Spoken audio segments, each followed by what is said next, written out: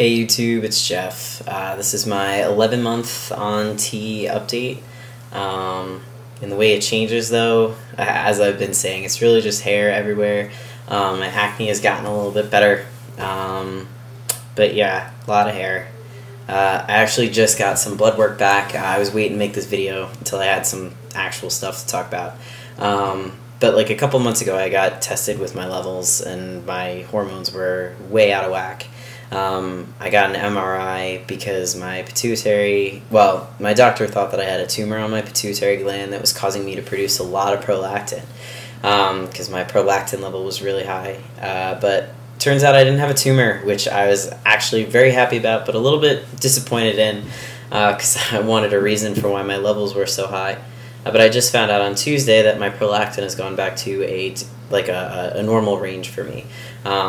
And my doctor really didn't give me a reason as to why it was so high and why it suddenly dropped like 40 points in the span of 3 months. But, I mean, it's normal now, so I guess I really shouldn't worry or complain or anything. But my T is still a little bit high in my bloodstream. It's just over the range where it should be. But my understanding is that the range for FTMs for their testosterone level is like somewhere between 200 and 1,000 or something, and I'm like 1,200, so I'm like still pretty high, but not as high. And I wish that I could give more concrete explanation of what those numbers mean, 200 and 1,000, but I don't have my results in front of me, so I don't know what that measurement is, whether it's like mg over ml or whatever. There's a reason why I'm a designer, not a med student. But anyway, I'm getting off topic. So yeah, so that's a little bit high. But otherwise, I'm feeling good. Work has been really busy, but I'm just trying to stay on top of my shit, so to speak. But yeah, so in the way of legal changes and things, I finally got my new driver's license. Going to my state's DMV was okay. I got a young girl. I brought 2 doctor's letters, one from my psychiatrist talking about my GID diagnosis, and one from my endocrinologist that I had him make intentionally vague.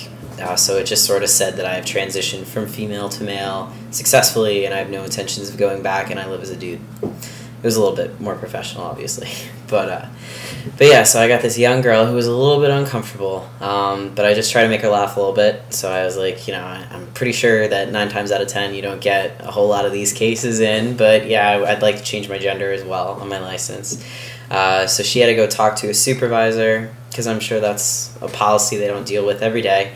And after waiting around for like 5-10 minutes, she came back and told me that it was processed. So now my license says M on it, which is pretty exciting. New photo, new name, obviously. And I don't think I've made a video since going to Social Security. But I did Social Security before I got my new license. I think that's the way that you have to do it, in that order. But when I went to Social Security, I got an older man who was very uncomfortable by me. Which is fine, I mean, whatever. But he would not change the gender marker on my card. Or on my account, I should say, because they don't put your gender marker on your card.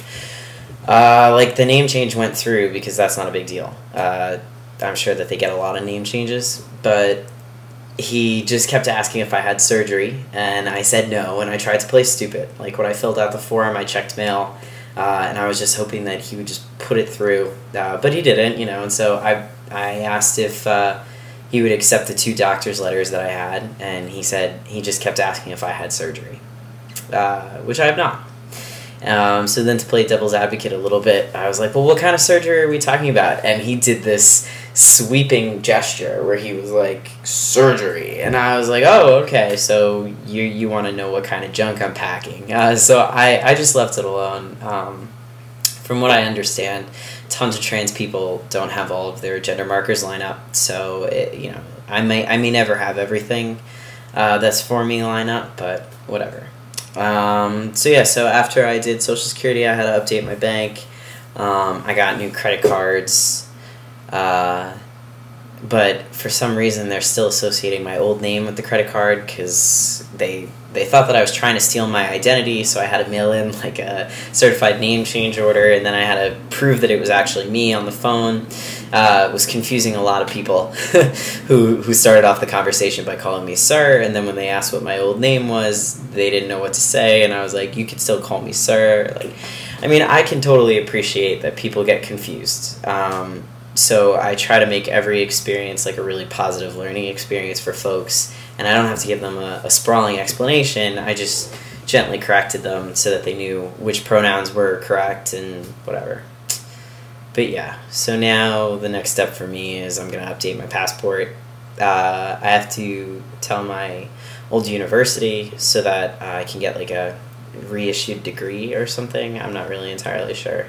I just know that I have to update them. And yeah, I'm not even worrying about birth certificate or anything. I would be lying if I even knew what my state's requirements were, but I feel like it is reconstructive surgery of some sort, so not ready for that yet. But yeah, so that's really exciting. Now I'll be able to go to bars, and when I get carded, people will not give me weird stares, so that's pretty cool.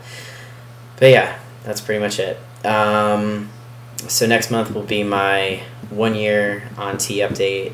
Maybe I'll do one of those snazzy photo montages that are so popular with trans blogs. Haven't really decided yet, but it'll be a nice update.